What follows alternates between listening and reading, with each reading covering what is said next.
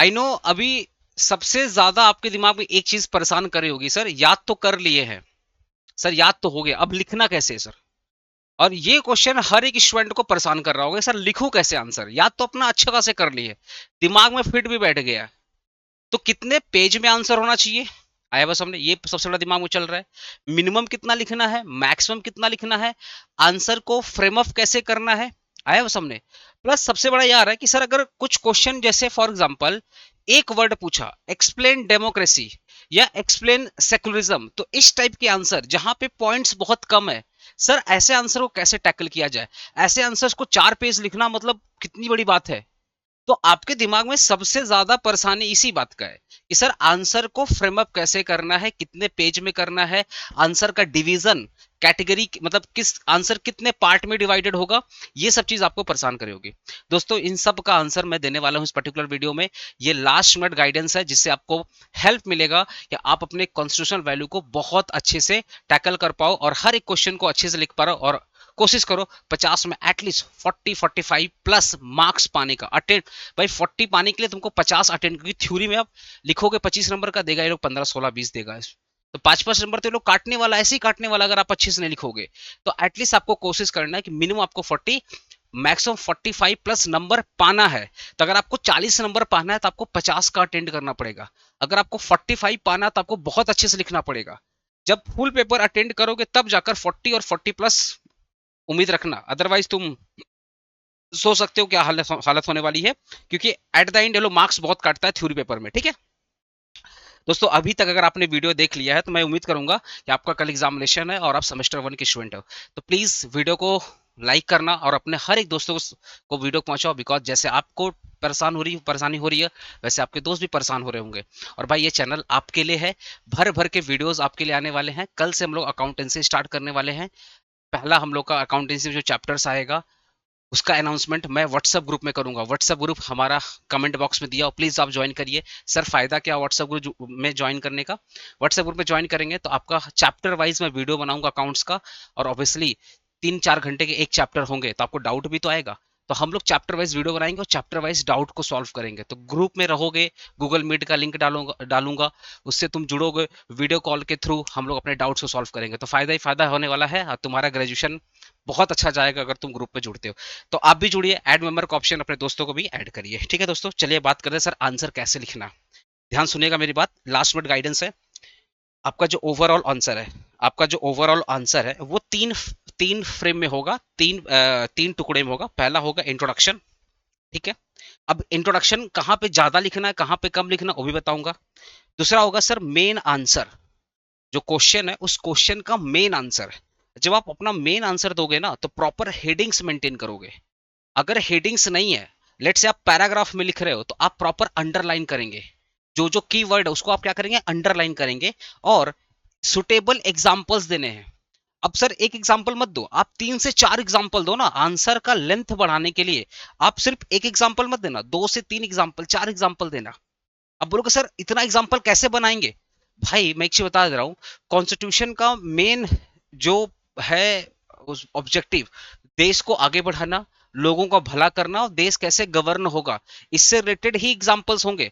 मैंने आपको कम से कम 50 क्वेश्चंस पढ़ाए होंगे अगर आपने पार्ट ए और पार्ट बी और अपने सजेशन वाले वीडियो देखे होंगे। 3 वीडियो मैंने बनाया था कॉन्स्टिट्यूशन पे, तो आपको आपके में एग्जाम्पल की कमी नहीं होगी। मेरे पीडीएफ में भर भर के एग्जाम्पल दिया है, तो आपको एग्जाम्पल दे दे करके हर टॉपिक से रिलेटेड, जो भी टॉपिक्स आ रहा है हर टॉपिक से रिलेटेड आपको एग्जाम्पल देना है। जितने भी टॉपिक्स है ना हर टॉपिक से रिलेटेड आपको एग्जाम्पल देना और आंसर के लेंथ को बढ़ाना है। और लास्ट में है कंक्लूजन। कंक्लूजन कोशिश करना हाफ पेज लिखने का, हाफ पेज कंक्लूजन लिखना कोशिश करने का। सर हमको तो कंक्लूजन हाफ पेज लिखना नहीं है।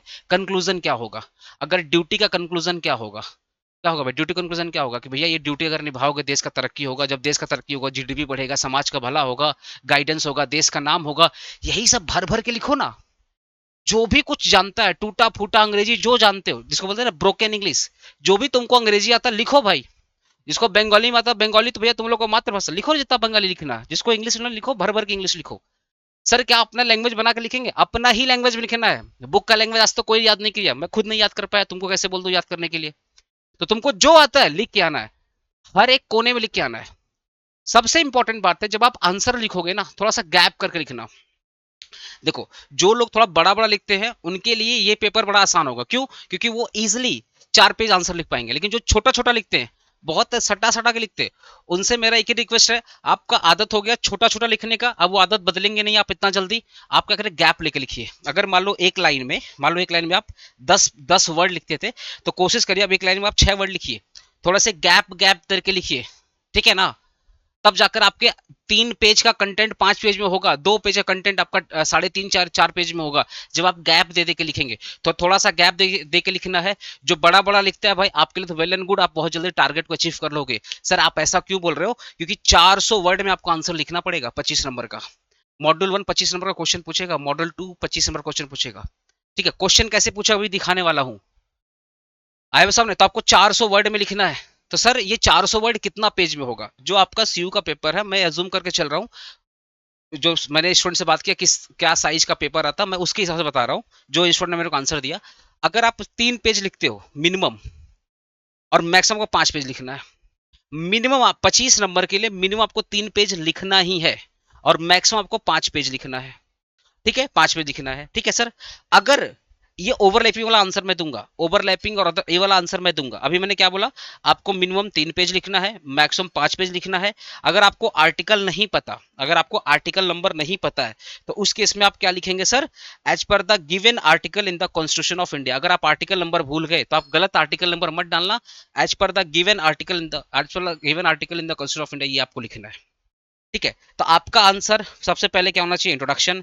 फिर आपका मेन आंसर होना चाहिए with proper heading, paragraph, underline करना मेन मेन चीजों को, फिर सुटेबल एग्जांपल देकर आंसर्स को बढ़ा देना। कंक्लूजन भी एटलीस्ट आपको हाफ पेज लिखना ही पड़ेगा।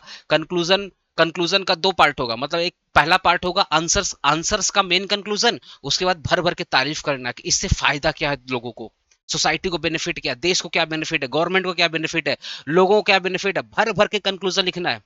ठीक है ना? ऐसे। सर मुझे एक चीज बताइए ना, आपने अभी तक ये वाला पॉइंट नहीं बताया, इसको कैसे लिखना? Overlapping and other topic which are related to two topics. Example दे रहा हूं मैं, एग्जांपल दे रहा हूं। क्या होता है ना, हम क्या होता है, क्या सर ना, हम इतना पढ़ के जाते हैं एग्जाम में ना, हमें इतना ही याद रहता है, इतना ही याद रहता है। ये सब चीज हम भूल जाते हैं, ये सब हम भूल जाते हैं। ये सबके साथ होता है। क्यों? क्योंकि बहुत कम टाइम में पढ़ाई करके जाते हो ना, तो बहुत ज्यादा इन्फॉर्मेशन आप याद नहीं रख पाओगे। ये बहुत कॉमन इशू है स्टूडेंट के साथ में।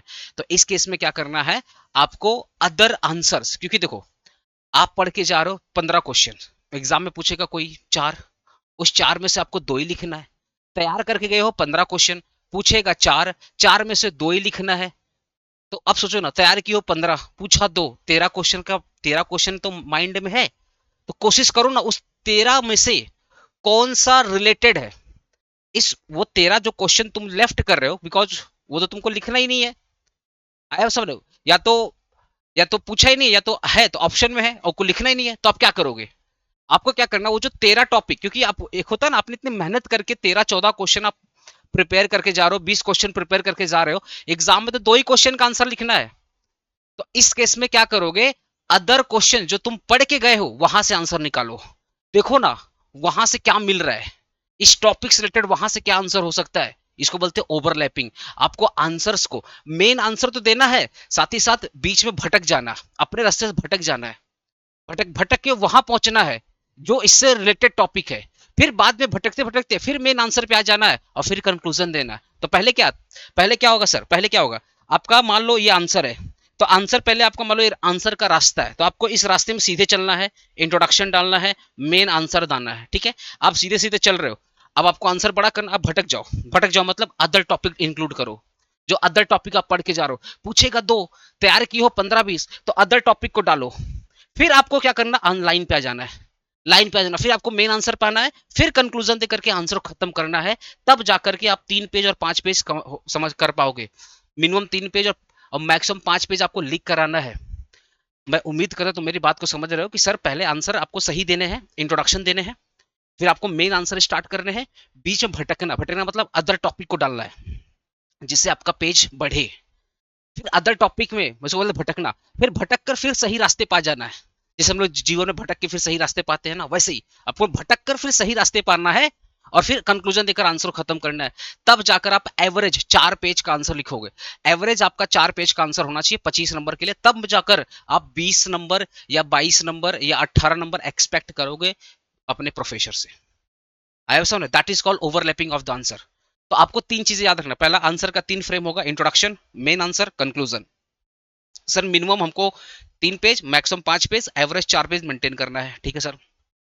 हमें आंसर स्टार्ट करना है अच्छे से, इंट्रोडक्शन पहला 1.5 पेज में एकदम भैया अच्छे से लिखना, फिर भटकना है सर, अदर टॉपिक ढुकाना है, अदर टॉपिक ढुका के आंसर को बढ़ाना है, वही टॉपिक ढुकाना जो उस क्वेश्चन से रिलेटेड हो, फिर भटकते भटकते फिर मेन लाइन पे आ जाना है, फिर मेन आंसर पे आ जाना है और फिर कंक्लूजन करना है, ठीक है। अब मैं तुमको एक एग्जांपल दे रहा हूं, देखो ऐसे क्वेश्चन, अगर देखो ये 2023 का मॉर्निंग क्वेश्चन है, ऐसे क्वेश्चन तो टेंशन ही नहीं होता है, जैसे पूछा ना constitution of India is based upon the core principle, ऐसे में टेंशन नहीं होता, क्यों? क्योंकि कॉन्स्टिट्यूशन का आपको इंट्रोडक्शन पता है, आपको फीचर्स पता है, तो आप इंट्रो और फीचर्स दे करके इंट्रोडक्शन को बढ़ा सकते हो। आपने इंट्रोडक्शन में इंट्रोडक्शन दिया, साथ ही साथ इसके कुछ फीचर्स डाल करके इंट्रोडक्शन को बढ़ा दिए, फिर इसके इतने टॉपिक्स हैं, आपको इतने टॉपिक्स हैं कि आपको आंसर, मतलब ऐसे क्वेश्चन में जिसमें नंबर ऑफ टॉपिक बहुत ज्यादा है, आपको टेंशन नहीं होगा। आपको टेंशन होने वाला ऐसे क्वेश्चन में, ये वाले क्वेश्चन बच्चों को टेंशन होता है, सर राइट ए शॉर्ट नोट सेकुलरिज्म और डेमोक्रेसी। भैया सेकुलरिज्म का मतलब क्या है कि हमारे देश का कोई धर्म नहीं है, इंडिया का कोई पर्टिकुलर रिलीजन नहीं है, ये होता है सेकुलरिज्म। डेमोक्रेसी का मतलब है कि इस देश में लोकतंत्र है, जो लोग जिसको चुनेंगे वही पीएम बनेगा, वही सीएम बनेगा, वही आपका काउंसलर बनेगा, ग्राम प्रधान बनेगा, यही that is mean of democracy, कि असली पावर पब्लिक के पास है। इतना लिखने से क्या 25 नंबर मिलेगा? नहीं मिलेगा। तो सर ऐसे आंसर को आप कैसे लिखोगे? ऐसे आंसर को आपको लिखने के लिए सबसे पहले क्या है भाई, सेकुलरिज्म और डेमोक्रेसी कहां पे आता है? सर ये तो कॉन्स्टिट्यूशन का पार्ट है, तो लिखो ना कॉन्स्टिट्यूशन के बारे में। तो कॉन्स्टिट्यूशन का जो इंट्रोडक्शन पढ़े थे ना, वो पूरा इंट्रोडक्शन डालो। सर इंट्रोडक्शन डाल दिया, और क्या? अरे उसके फीचर्स भी है ना कॉन्स्टिट्यूशन का, वो भी डालो, वो भी डालो। उसको डाल के आंसर को बड़ा करो, मतलब इंट्रोडक्शन को बड़ा करो कि आवर कॉन्स्टिट्यूशन है lots of the feature, that फटाफट लाइन डालना स्टार्ट किया, तो इंट्रोडक्शन आपका लगभग 1 पेज का हो गया। ऐसे इस टाइप के क्वेश्चन के लिए ना इंट्रोडक्शन आपको बड़ा लिखना पड़ेगा, तब जाकर आप 4 पेज अचीव कर पाओगे। तो आपने इंट्रोडक्शन को बड़ा कर दिया, ठीक है।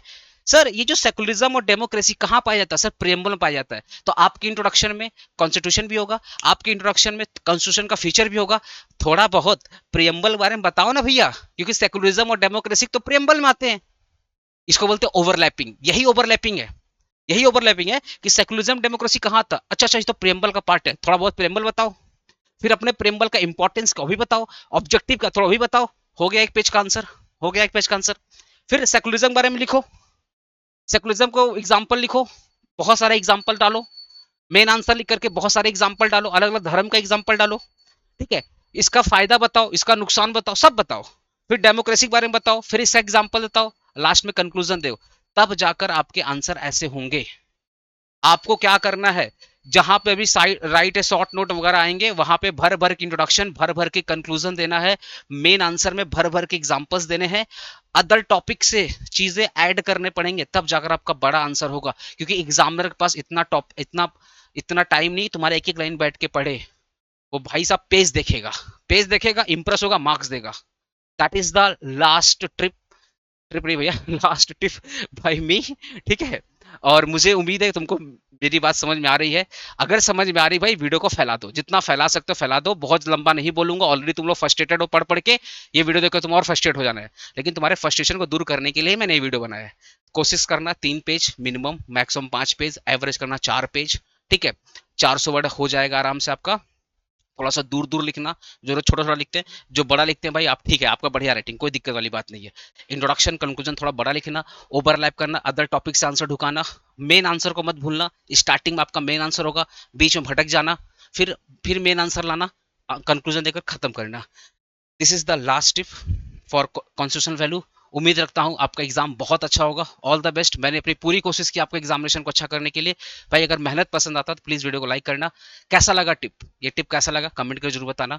अपना पॉइंट ऑफ व्यू जरूर देना, क्या ये टिप आपको हेल्प की या हेल्प नहीं की, अपना पॉइंट ऑफ व्यू देकर जरूर जाना।